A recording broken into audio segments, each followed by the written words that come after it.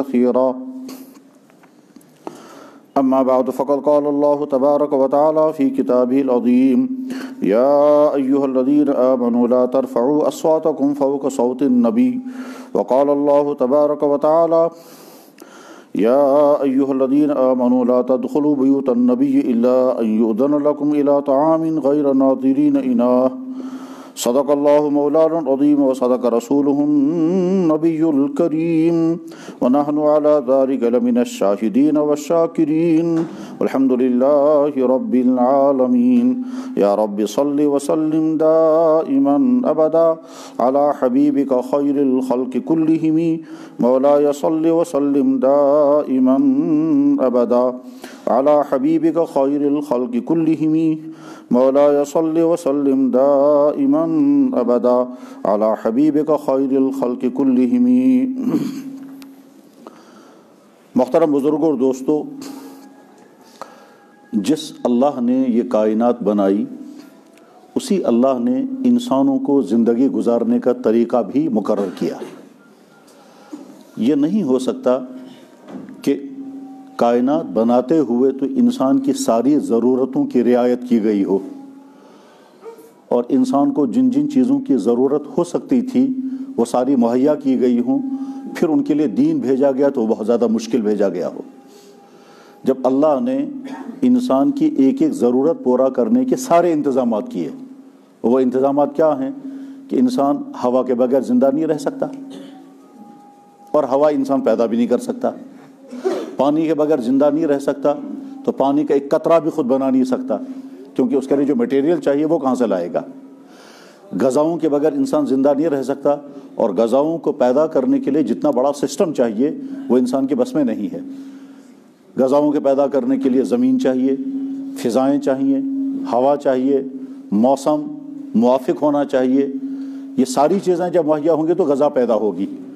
زمین کے اندر غذا اگانے کی صلاحیت ہونی چاہیے، ریت کے اندر دانہ ڈالیں گے کچھ نہیں اگے گا، پتھروں کے نیچے دانہ دبائیں گے نہیں اگ سکے گا۔ اسی طرح سے انسان زندہ نہیں رہ سکے گا جب تک اس کا اپنے بدن ڈھانپنے کے لیے کپڑا، تاکہ وہ سردی اور گرمی سے بچ سکے۔ اب وہ کپڑا کہاں سے مہیا ہوگا؟ اس کے لیے سورس چاہیے، اسے اللہ نے وہ بھی مہیا کیے۔ انسان کو قسم قسم کی ذائقوں والی غذائیں چاہیے کیونکہ ایک ہی ذائقے کی غذا کھاتے کھاتے انسان تنگ آ جاتا ہے۔ بنی اسرائیل کو اللہ نے غذا عطا کی تھی من اور سلوہ، کچھ ہی دن کے بعد وہ تنگ آ گئے تھے۔ انسان کا مزاج یہ ہے کہ وہ ایک چیز کھاتے کھاتے تنگ آتا ہے، اس لیے اللہ نے غذاؤں کے اندر ٹیسٹوں کے اندر ڈفرینسز رکھے، الگ الگ غذائیں رکھی، اور ان تمام الگ الگ غذاؤں کو لینے کے لیے زبان پر بھی ٹیسٹ ہونا چاہیے تاکہ زبان محسوس کر سکے کہ یہ میٹھی چیز ہے، یہ کھٹی چیز ہے، یہ کڑوی چیز ہے۔ یہ سارا اللہ نے مہیا کیا، تو اسی اللہ نے انسان کو زندگی گزارنے کا طریقہ بھی بتایا۔ یہ کیسے ہو سکتا ہے کہ زندگی گزارنے کا طریقہ جو اللہ نے بتایا، جس کا نام اسلام ہے، وہ بہت زیادہ مشکل ہو اور انسان کے بس سے باہر ہو اور انسان پر عمل نہ کر سکے؟ ایسا نہیں ہو سکتا۔ اسی لیے اللہ جل شانہ نے قرآن کریم میں بار بار یہ کہا کہ میرا دین بہت آسان ہے، یہ تو تمہارے مزاجوں کی رعایت کرتے ہوئے میں نے وہی حکم دیے جس کو تم کر سکو گے۔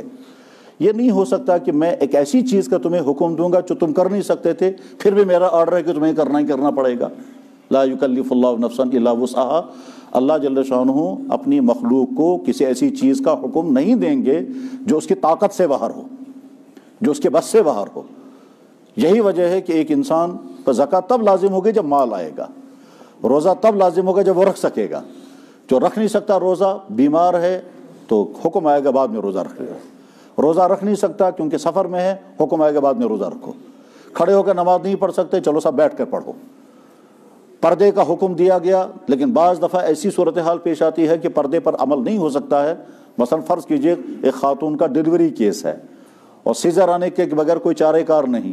اب ڈاکٹر یہ کہتے ہیں کہ صاحب نارمل ڈیلیوری نہیں ہوگی، آپ کو سیزر لینا ہوگا۔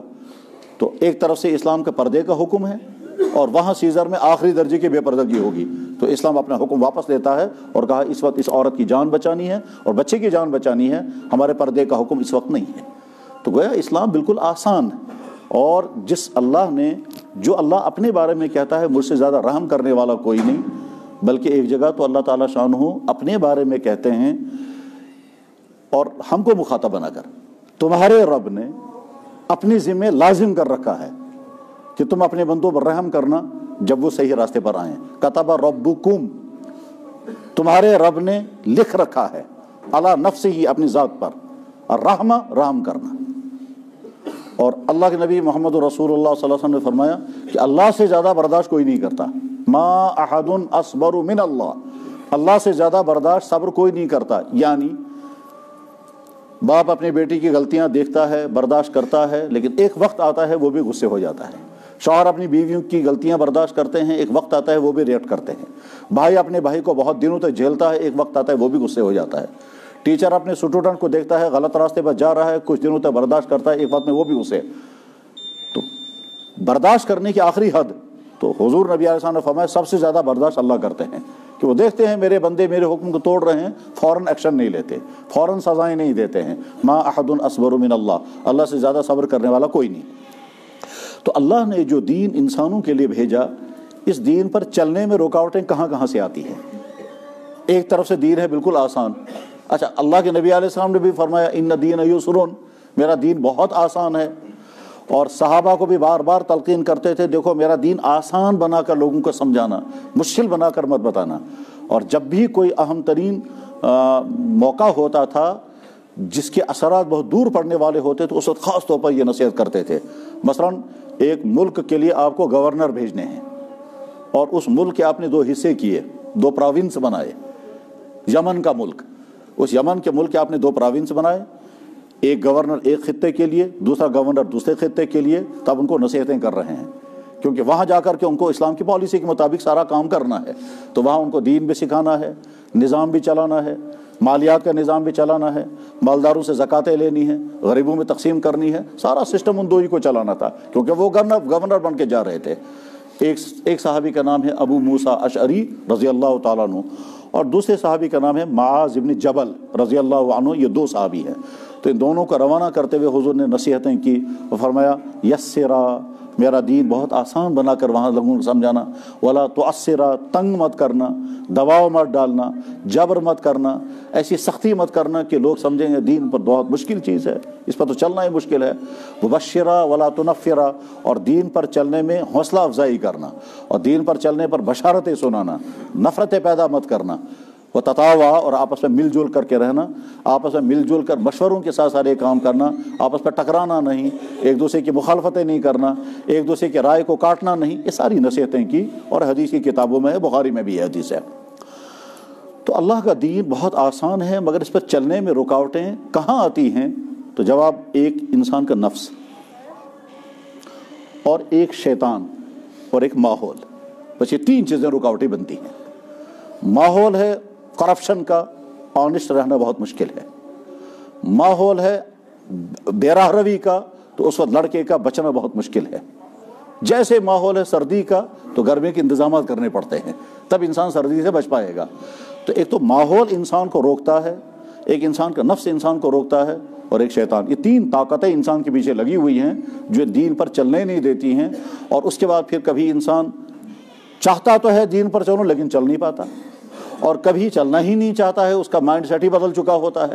یہاں تک کہ بگڑتے بگڑتے آدمی وہاں پہنچتا ہے کہ دین سے ہی نفرت ہونے لگتی ہے. یہاں تک کہ وہ ڈاکٹر کے کہنے پر اچھی چیز چھوڑنے کو تیار ہوتا ہے، لیکن نبی کے کہنے پر گندی چیز چھوڑنے کو تیار نہیں ہوتا. ڈاکٹر نے کہا کہ آپ دہی مت کھائیں، آپ جوس مت پئیں، آپ گوشت مت کھائیں، اور انسان چھوڑنے کو تیار ہو جاتا ہے. اور نبی نے فرمایا کہ شراب مت پئیں، ڈرگس مت لیں، وہ چھوڑنے کو تیار نہیں ہوتا. تو یہ بگڑتے بگڑتے آدمی وہاں پہنچ جاتا ہے. انسان دین پر کھڑا ہو جائے، اس کے لیے اللہ نے جو طریقے اختیار کیے ہیں ان میں سے ایک کہ اگر تم دیندار بنو گے تو میرے پیارے بندے قرار پاؤ گے، اگر تم بے دینی کی زندگی گزارو گے تو میرے ان مخلوق میں تم شامل ہو جاؤ گے جن سے مجھے نفرت ہے. ہو سکتا ہے اسی بات پر کوئی آدمی سدھر جائے.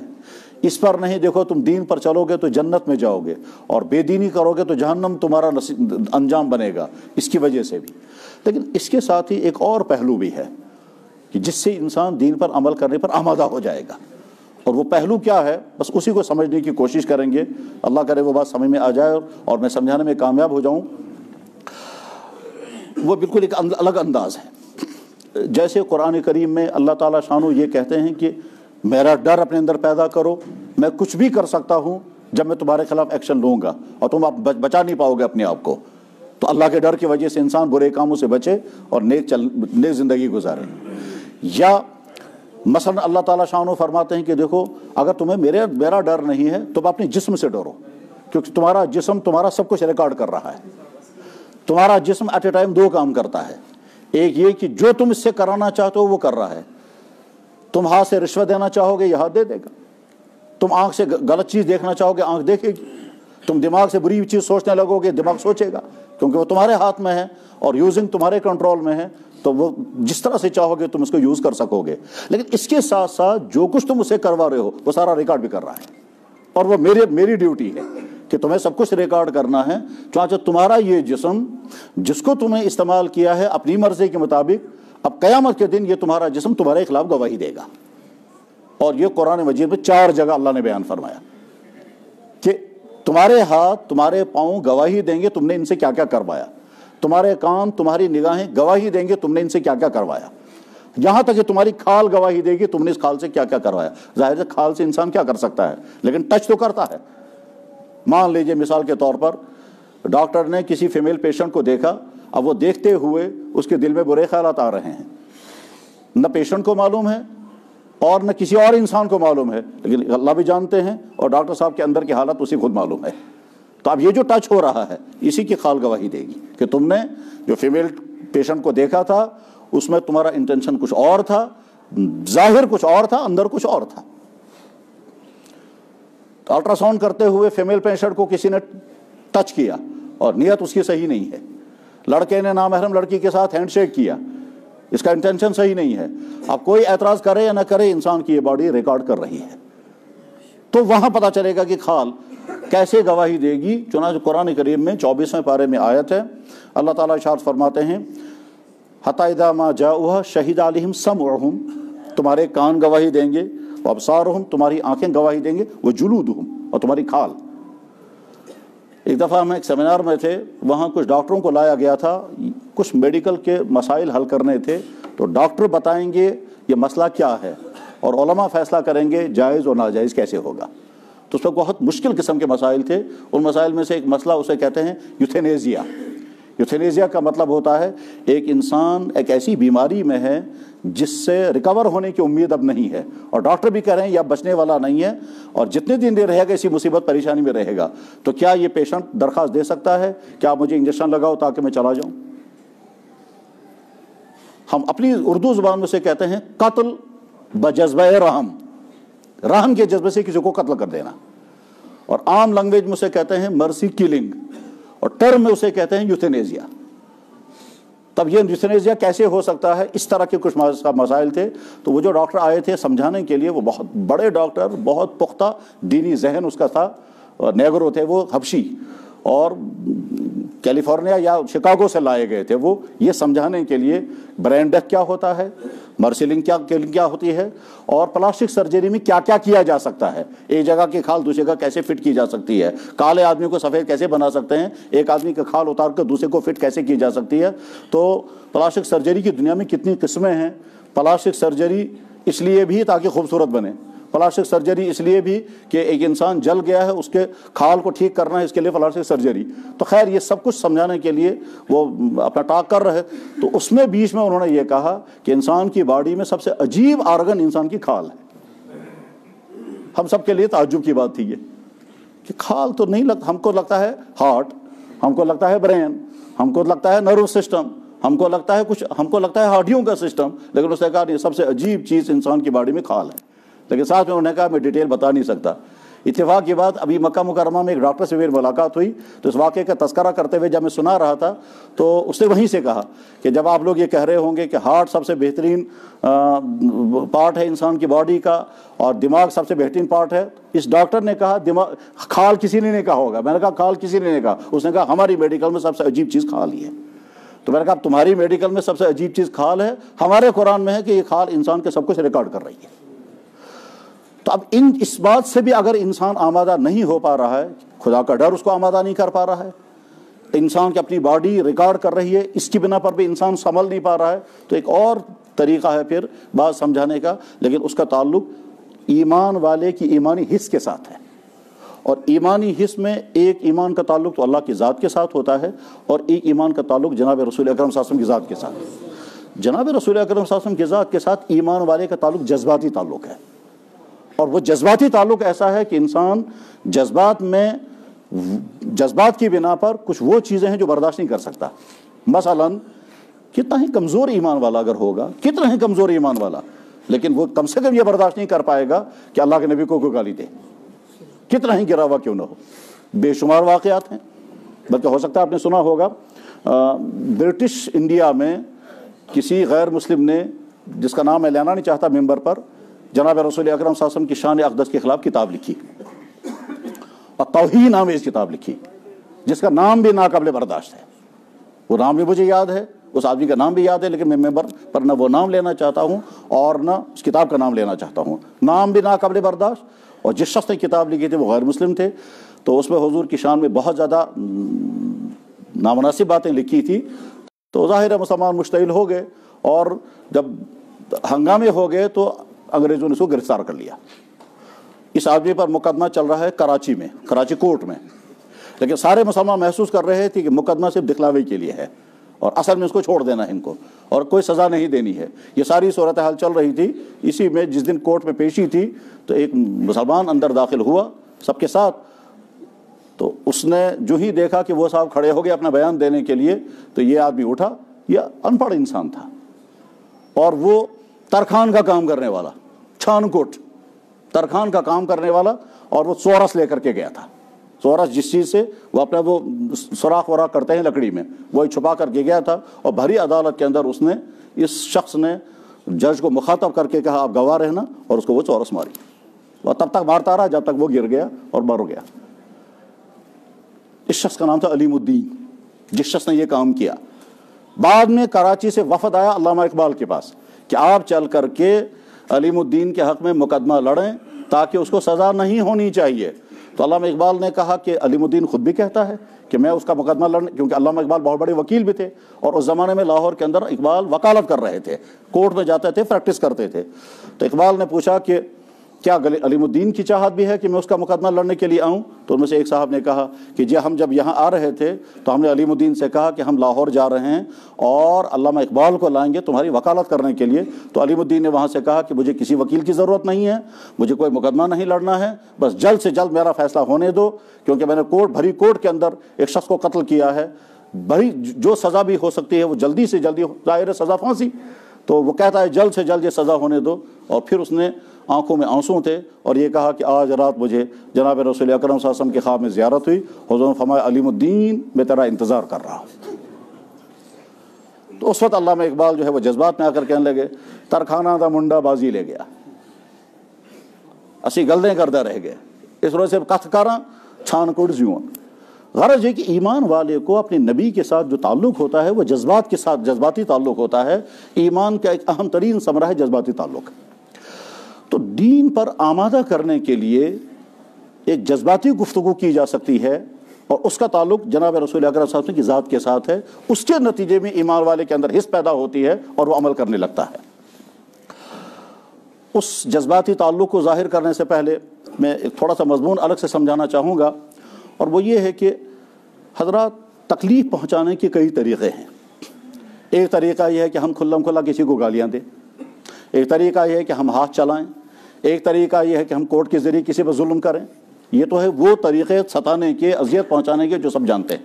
لیکن اذیت پہنچانے کا ایک طریقہ اور بھی ہے جس میں تکلیف پہنچانے والے کو خیال بھی نہیں ہوتا کہ میں تکلیف پہنچاؤں گا، مگر اگلے والے کو تکلیف پہنچ جاتی ہے۔ مثلاً بیٹا ایسی حرکتیں کر رہا ہے جس سے باپ کا دل دکھتا ہے، مگر باپ کسی مسئلہ کی وجہ سے کہہ نہیں پا رہا ہے۔ اب بیٹا وہی ساری حرکتیں کر رہا ہے جس سے باپ اندر اندر دکھی ہوتا ہے، کڑتا ہے، ذہنی اذیت اسے پہنچتی رہتی ہے، لیکن زبان سے کچھ نہیں کہہ پاتا۔ کبھی نرمی سے کہتا بیٹا یہ مت کرو، مگر بیٹا پرواہ ہی نہیں کر رہا ہے، اور وہ بار بار وہ غلطیاں کر رہا ہے جس سے باپ کا نہ مالی نقصان، نہ باپ کا کوئی جسمانی نقصان، لیکن اس کو ذہنی اذیت ہو رہی ہے۔ چاہے بیٹے کا ارادہ نہ ہو باپ کو ستانے کا، مگر وہ غلطیاں ایسی کر رہا ہے جس کی وجہ سے باپ کو دکھ ہو رہا ہے۔ یا خدا نخواستہ مثلاً کسی عورت کا شوہر کچھ ایسی چیزیں کرتا ہے جو عورت کو تکلیف پہنچا رہی ہے اور ذہنی ٹارچر اسے ہو رہا ہے. اب زبان سے وہ کچھ نہیں کہہ پا رہی ہے لیکن اس کو پسند نہیں ہے شوہر یہ چیزیں کرے.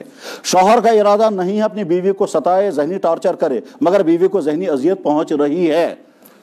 اسی طرح سے مثلاً شوہر اپنی بیوی کے متعلق کوئی چیز پسند نہیں کر رہا ہے، زبان سے بھی نہیں کہتا، مگر بیوی ایسی حرکتیں کر رہی جس کی بنا پر شوہر کو برا لگتا ہے، وہ اندر اندر کڑتا ہے، گھلتا ہے، دکھ محسوس کرتا ہے، اذیت محسوس کرتا ہے.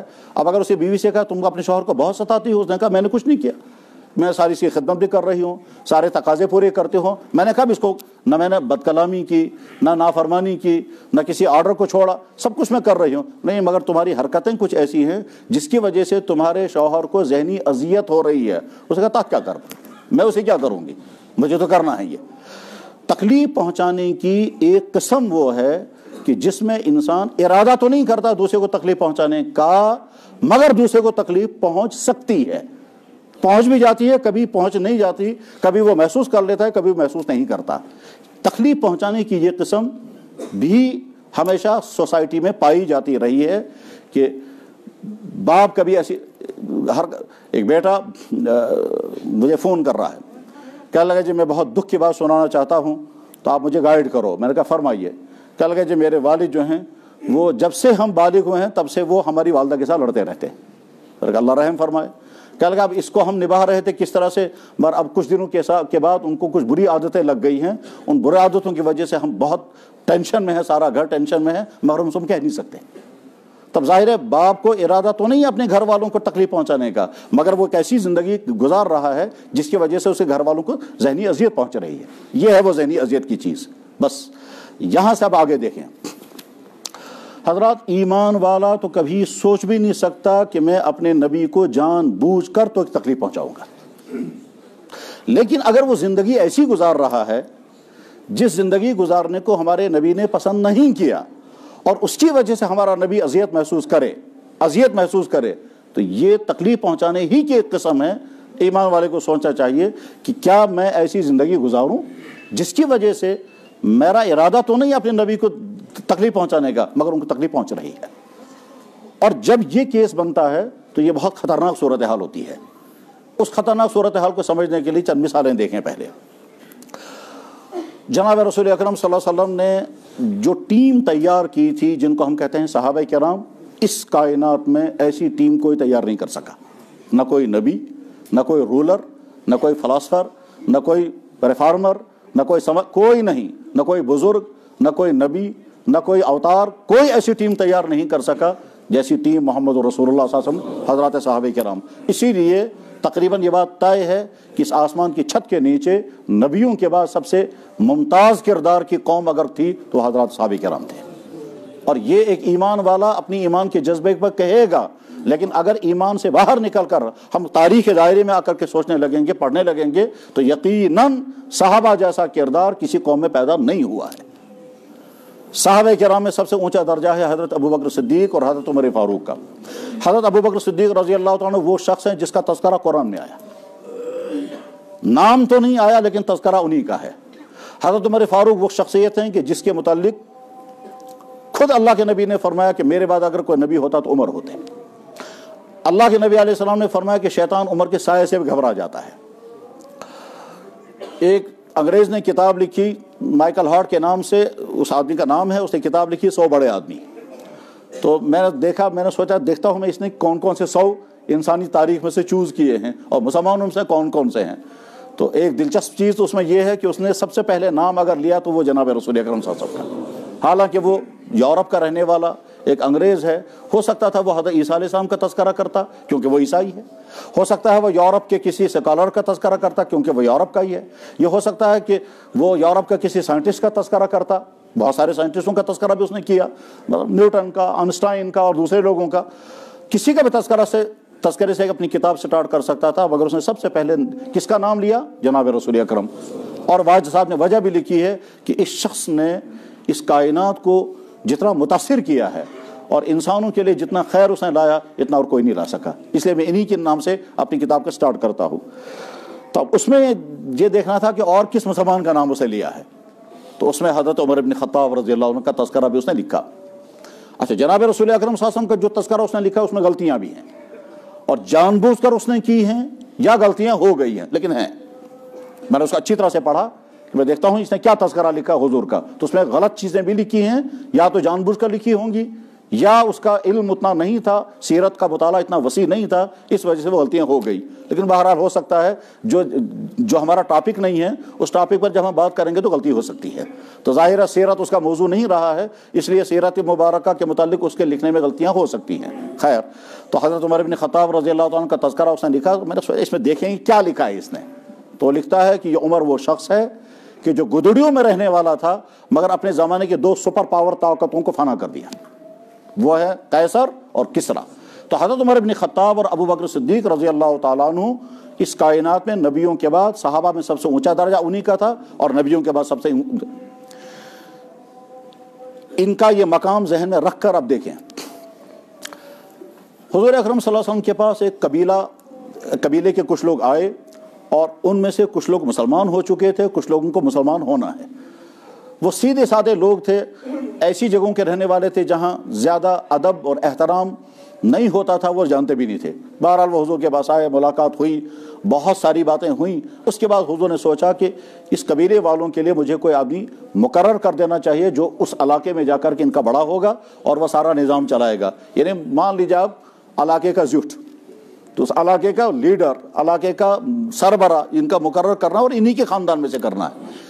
چنانچہ آپ علیہ السلام نے سوچا کہ یہ جو لوگ آئے ہیں انہی میں سے کسی ایک آدمی کو اس علاقے کا سربراہ بنانا ہے، تو آپ نے حضرت ابو بکر صدیق اور حضرت عمر فاروق دونوں کو بلوایا، اور بلوانے کے بعد فرمایا ان تمام لوگوں کو آپ لوگ دیکھو، ان سے بات چیت کرو، اور اس کے بعد پھر مجھے مشورہ بتاؤ کہ ان میں سے کس آدمی کو اس قبیلے کا سربراہ بنانا چاہیے۔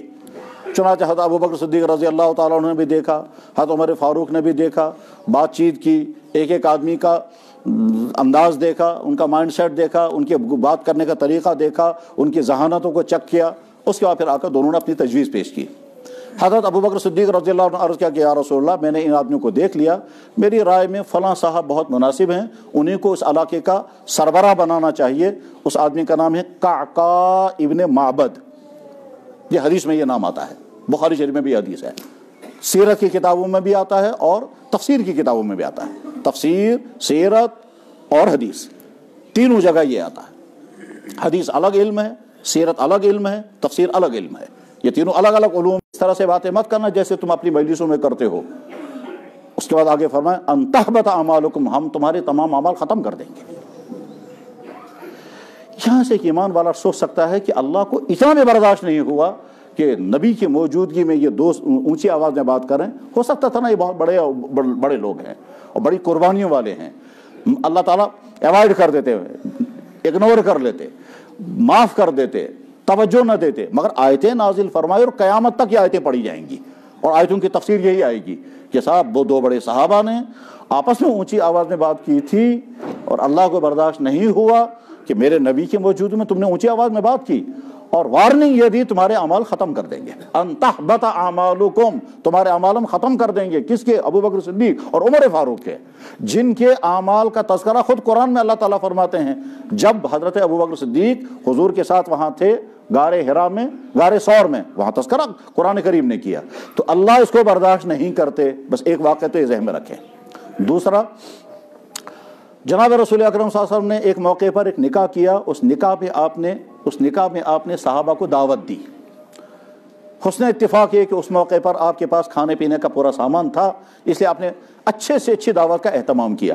اب یہ جو اچھی سے اچھی دعوت کا آپ نے اہتمام کیا، اس کا نتیجہ کیا ہوا کہ صحابہ خوب جمع ہوئے اور اچھی طرح سے کھانا کھایا۔ بخاری بھی حدیث ہے کہ اللہ نبی فرماتے ہیں کہ صحابہ کہتے ہیں کہ اس دن تو ہم نے حضور کے گھر میں روٹیاں بھی کھائی اور گوشت بھی کھایا، اکلنا لحوم الخبوز، ہم نے گوشت بھی کھایا اور روٹیاں بھی کھائی۔ بہرحال صحابہ آتے گئے، کھانا کھا کے نکلتے گئے، آتے گئے، کھانا کھاتے نکلتے ہوئے، اخیر میں 2 یا 3 صحابی اسی کمرے میں بیٹھے رہے۔ سب کھانا کھا چکے تھے، صحابہ یہ 2-3 بیٹھے رہے۔ حضور اکرم صلی اللہ علیہ وسلم کے دل میں خیال آیا کہ اب یہ اٹھ جاتے تو مجھے اپنا کام تھا، لیکن ان سے زبان سے کچھ نہیں کہا، آپ لوگ اٹھ جائیں۔ وہ بیٹھے رہے۔ حضور نے سوچا چلو میں اٹھ جاؤں گا تو اس کے بعد ان کو خیال آئے گا یہ بھی اٹھ جائیں گے، مگر ان کو خیال نہیں آیا اور وہ حضور اٹھ کے نکل گئے۔ کافی دیر کے بعد جب واپس آئے تو دیکھا وہ ابھی بیٹھے ہوئے ہیں۔ حضور نے یہ نہیں فرمایا کہ اٹھ جاؤ کمرہ خالی کر دو مجھے اپنا کام ہے۔ ان کے ذہن میں بھی بات نہیں آ سکی کہ ہمیں اٹھ جانا چاہیے۔ حضور کے اٹھ جانے کا مقصد یہ تھا کہ ہماری سمجھ میں آ جائے، ان کے ذہن میں خیال نہیں آیا۔ حضور نے دیکھا پھر واپس چلے گئے۔ جب واپس چلے گئے تھوڑی دیر کے بعد پھر آئے۔ جب تھوڑی دیر بعد پھر آئے تو دیکھا وہ ابھی بیٹھے ہوئے ہیں۔ اللہ کے نبی علیہ السلام پھر واپس چلے گئے۔ اب ان کے ذہن میں خیال آیا کہ صاحب ہمیں اٹھ جانا چاہیے، کافی دیر ہو گئی، ہم بیٹھے رہے اندر، اور اس لیے بیٹھے رہے کہ یہاں اندر آنے کا موقع ہمیں کم ملتا اور اندر آنے کی ہمت ہم کب کر پاتے، لیکن ہم تھوڑی دیر زیادہ بیٹھے رہے، شاید ہو سکتا ہے حضور چاہ رہے ہو ہم اٹھ جانا چاہیے، چلو اٹھ جاتے ہیں۔ چنانچہ وہ اٹھ گئے، نکل گئے، اور اس کے بعد حضور تشریف لائے تو اس وقت آیتیں نازل ہو گئی، یا ایھا الذین آمنوا لا تدخلوا بیوت النبی، اے ایمان والو نبی کے گھر میں اندر مت آنا، الا ان یؤذن لکم، مگر تب جب تمہیں اجازت ملے، وَلَكِنْ إِذَا دُعِیتُمْ فَادْخُلُوا، جب تمہیں بلایا جائے تب اندر آنا، اور اس کے بعد فَإِذَا طَعِمْتُمْ فَانْتَشِرُوا، جب تم کھانا کھا چکو تو فوراً باہر نکلو، وَلَا مُسْتَأْنِسِينَ لِحَدِیث، بیٹھ کر باتیں کر رہے تھے تم، اور اس کی وجہ سے میرے نبی کو اذیت ہو گئی، اس کی وجہ سے میرے نبی کو تکلیف پہنچ گئی کہ ان کو بار بار اٹھنا پڑا، یہ اٹھ جاتے۔ اس کے بعد آگے اللہ تعالیٰ فرماتے ہیں إِنَّ ذَلِكُمْ كَانَ يُؤْذِي النَّبِيَّ، اس سے تو نبی کو ذہنی اذیت ہو گئی۔ مَا كَانَ لَكُمْ أَن تُؤْذُوا رَسُولَ اللَّهِ، تمہارے ہرگز زیبا نہیں ہے تم اللہ کے نبی کو اذیت پہنچاؤ۔ اور پھر آگے فرمایا اگر کوئی اللہ کے نبی کو اذیت پہنچائے گا تو دنیا میں اور آخرت میں دونوں پر لعنتیں برسیں گی۔ میرے بھائی مخاطب ہیں صحابہ کرام، اور وہ جان بوجھ کر تکلیف نہیں پہنچا رہے ہیں، اور تکلیف بھی کتنی ہے، تھوڑی دیر زیادہ دیر بیٹھے رہے، بس اتنا ہی ہوا ہے۔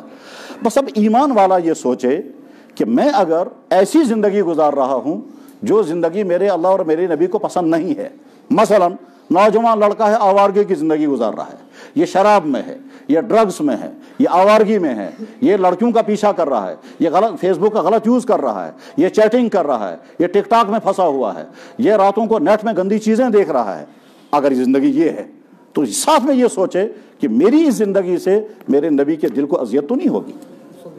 ایک شخص دکانداری کر رہا ہے، یہ کسٹمروں کو لوٹ رہا ہے، یہ غلط ریٹنگ کرتا ہے، یہ ایکسپائر مال بیچتا ہے، یہ بگڑی ہوئی چیزیں بیچتا ہے، یہ گندی چیزوں کا کاروبار کر رہا ہے، یا چرس کا کاروبار کر رہا ہے، یا ملاوٹ کی چیزیں بیچ رہا ہے، ساتھ میں یہ سوچے میں یہ تو نہیں کر رہا ہوں کہ جس سے میرے نبی کو اذیت پہنچے گی۔ ایک انسان کسی دفتر میں ملازم ہے، وہ وہاں رشوت لے رہا ہے، وہ وہاں کام نہیں کرتا ہے، وہ وہاں قانون کے سہارے لوگوں پر ظلم کرتا ہے، وہ زیادتیاں کرتا ہے، ستاتا ہے اور اپنے پیسے کے کھینچنے کی کوشش کرتا ہے، وہ یہ سوچے کہ میرے اس طرز عمل سے میرے نبی کو اذیت تو نہیں ہوگی۔ جب اللہ وہ معمولی سی اذیت برداشت نہیں کر رہے ہیں تو میرا یہ نام اعمال جب میرے نبی کے سامنے آئے گا اس وقت اللہ کے نبی کو کتنی ذہنی اذیت ہوگی، میرا امتی کیا زندگی لے کر کے آیا، اس میں گناہ ہیں، اس میں ظلم ہے، اس میں شراب خوریاں ہیں، اس میں لوگوں کو ستانے کے اعمال ہیں، اس میں اللہ کا ڈر نہیں، تو وہ گندا نام اعمال جب میرے نبی کے سامنے آئے گا اس وقت میرے نبی کے چہرے انور کی حالت کیا ہوگی اور میں اس وقت کیسے منہ دکھا سکوں گا، یہ سوچ کر کے اپنی زندگی میں تبدیلی لا سکتے ہیں۔ میرے بھائی دین میں دو چیزیں ہیں، کچھ چیزیں کرنے کی ہیں، کچھ چیزیں بچنے کی ہیں۔ کرنے والے کام کرنے ہوتے ہیں، بچنے والے کاموں سے بچنا ہوتا ہے۔ کرنے والے کاموں کا تعلق اللہ کی ذات کے ساتھ بھی اور مخلوق کے ساتھ بھی ہے۔ کرنے والے کے کاموں کا تعلق اللہ کی ذات کے ساتھ ہے، نماز فرض ہے، روزہ فرض ہے، مالدار پر زکوٰۃ لازم ہے، اس کا تعلق اللہ کی ذات کے ساتھ ہے۔ مخلوق کے ساتھ ماں باپ کے ساتھ حسن سلوک، بیوی بچوں کے ساتھ اچھا سلوک، پڑوسیوں کے ساتھ بہتر سلوک، کسٹمروں کے ساتھ بہتر سلوک، مخلوق کے ساتھ رحم کا معاملہ، عدل اور انصاف کا معاملہ، یہ مخلوقات کے ساتھ۔ بلکہ ہمارا نبی تو جانوروں تک کے حقوق بیان کرتا ہے۔ اللہ کے نبی نے ارشاد فرمایا ان بے زبان جانوروں کے بارے میں اللہ سے ڈرنا، اتقوا اللہ فی ہذہ البہائم المعجمہ۔ اللہ کے نبی نے یہاں تک فرمایا مرغے کو برا کیوں کہتے ہو، وہ تو تمہیں صبح اذان کے لیے جگاتا ہے۔ لا تسبوا الدیک، حدیث کے الفاظ یہ ہیں، مرغے کو برا بالا مت کہو، فإنہ یوقظ للصلاۃ، وہ تمہیں نماز کے لیے صبح جگا۔ تو جس نبی نے جانور کو تکلیف پہنچانے کی اجازت نہیں دی اس نبی کے دین میں نہیں ہو سکتا ہے کہ ہم انسانوں کو تکلیف پہنچائیں۔ انسان کو تو دین میں کرنے والے اعمال بھی ہیں اور بچنے والے اعمال۔ بچنے والے اعمال شرک سے بچنا ہے، ماں باپ کے نافرمانی سے بچنا ہے، ناحق قتل سے بچنا ہے، شراب خوری سے بچنا ہے، رشوت خوری سے بچنا ہے، کسی پر ظلم کرنے سے بچنا ہے، فراڈ کر کے دولت کمانے سے بچنا ہے۔ فراڈ کر کے دولت کمانا، اس کے واقعات کیسے کیسے عجیب ہوتے ہیں وہ ہماری سوسائٹی میں سب لوگوں کو معلوم ہے۔ انسان فراڈ کر کے دولت کیسے کمانے کی کوششیں کرتا ہے۔ تو بچنے والے کاموں سے بچنا اور کرنے والے کاموں سے کرنا۔ ایمان والا ساتھ میں یہ بھی سوچے اگر میں یہ نہیں کروں گا تو پھر کل کو میرا یہی نام اعمال میرے نبی کے سامنے آئے گا، اس وقت صورتحال کیا بنے گی۔ اس چیز کا احساس خود جناب رسول اکرم صلی اللہ علیہ وسلم کو بھی تھا۔ چنانچہ حجۃ الوداع کے موقع پر اللہ کے نبی علیہ الصلوۃ والسلام نے جب امت کو الوداع کہا، آپ اندازہ کریں عرفات کا میدان، اللہ کی رحمتیں اتر رہی، تمام صحابہ احرام کی حالت میں ہیں، خود حضور احرام کی حالت میں ہیں، اور وہاں آپ نے خطاب فرمایا اور فرمایا لوگو تم سے پہلے میں رخصت ہونے والا ہوں، لوگو اگلے سال تم سے اب یہاں ملاقات نہیں ہوگی۔ اور اس کے بعد بہت ساری باتیں کے بعد آخر میں فرمایا لوگو میں تمہارا انتظار کروں گا مگر خبردار اس حال میں میرے پاس مت پہنچنا کہ تمہاری وجہ سے میرا چہرہ وہاں سیاہ ہو جائے۔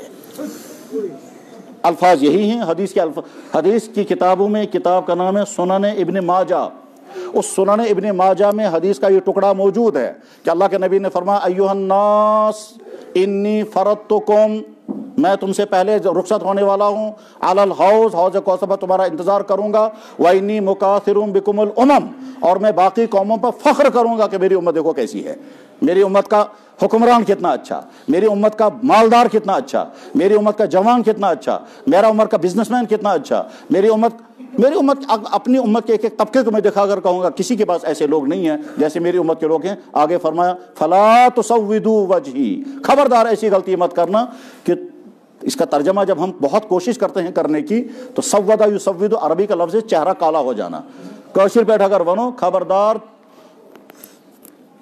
خبردار ایسی زندگی میرے پاس مت لے کر کے آنا کہ تہن سیتی میں ہائے متنا، تمہاری وجہ سے میرا چہرہ سیاہ ہو جائے۔ یہی وہ تصور تھا جو علامہ اقبال نے پیش کیا تھا، تو غنی از ہر دو عالم من فقیر، روز محشر عذر ہے من پذیر، یا اللہ آپ غنی ہیں اور میں فقیر ہوں، قیامت کے دن میرے سارے گناہ معاف کر دیجیے گا، مگر اگر حساب لینا ہی ہوگا از نگاہ مصطفیٰ پناہ بگیر، کہ محمد رسول اللہ کے سامنے میرا حساب نہ لیں کیونکہ ان کو دکھ ہوگا اقبال کیا زندگی لے کر آیا۔ تو میرے بھائی ہم یہ عہد کر کے اٹھیں گے، ہم ایک ایسی زندگی گزاریں گے، ہم میں سے جو جوانی کی زندگی گزار رہے ہیں سارے جوان اچھی طرح سے ذہن میں رکھ لیں کہ اس وقت کی سوسائٹی میں جوان کو کون سی بری عادتیں لگ سکتی ہیں، ان تمام سے آپ اپنے آپ کو خود بچائیں گے۔ غلط تعلقات، لڑکیوں کے ساتھ افیئرز، ڈرگز، آوارگی، فحش کام، ماں باپ کی نافرمانی، راتیں گندے کاموں میں گزارنا، نیٹ کے گندی چیزیں دیکھتے رہنا، چیٹنگیں کرنا، غلط میسیجیں کرنا، غلط ایس ایم ایس کرنا، ان تمام سے اپنی حفاظت کریں۔ نمبر 2، جو مالدار، جو بزنس مین ہیں وہ اچھی طرح سے دیکھیں کہ بزنس بہترین ذریعہ معاش ہے، مگر یہ بزنس انسان کے لیے زہر بنتا ہے جب اس کے ذریعے سے کسٹمروں کو لوٹا جائے، جب اس کے ذریعے سے کسٹمر کو غلط مال دیا جائے، جب اس کے ذریعے سے کو دھوکہ دیا جائے، جب وعدے پورے نہ کیے جائیں، جب دوسروں کا مال ہڑپ کیا جائے۔ بزنس کی دنیا میں کیا کیا غلطیاں کی جاتی ہیں وہ سب کو معلوم ہے، ان سے اپنے آپ کو بچائیں۔ اور جو ملازمت کی دنیا میں ہیں وہ سمجھیں کہ ملازمت کے ذریعے سے ہم کیا کیا غلطیاں کرتے ہیں۔ تو میرے بھائی سوسائٹی کے جس شعبے کے ساتھ ہماری وابستگی ہے وہاں زندگی اس طرح سے گزاریں کہ قیامت کے دن کہیں اللہ تعالیٰ شان ہو یہ نہ فرمائیں تمہاری زندگی کی وجہ سے میری نبی کو اذیت ہوئی، صحابہ سے اذیت ملی تھی میں نے تو برداشت نہیں کی تھی اور میں نے آیتیں نازل کی تھی، تمہارے ذریعے سے جو نبی کو اذیت ملی ہے یہ کہاں میں برداشت کروں گا، تو فیصلے خطرناک ہو سکتے ہیں۔ اس لیے ہم عہد کریں گے اپنی زندگی کے لیے کہ ہم وہ زندگی نہیں گزاریں گے جس سے ہماری دنیا اور آخرت تو تباہ ہوگی ہی ہوگی اور اللہ کے نبی کو بھی اذیت پہنچ جائے، اور اللہ اپنے نبی کی اذیت برداشت نہیں کرتے۔ اللہ جل شانہ ان باتوں کو کہنے والے کے لیے بھی مفید اور سننے والے بھائیوں کے لیے مفید بنائے۔ وآخر دعوانا ان الحمد للہ رب العالمین برحمتک یا ارحم الراحمین۔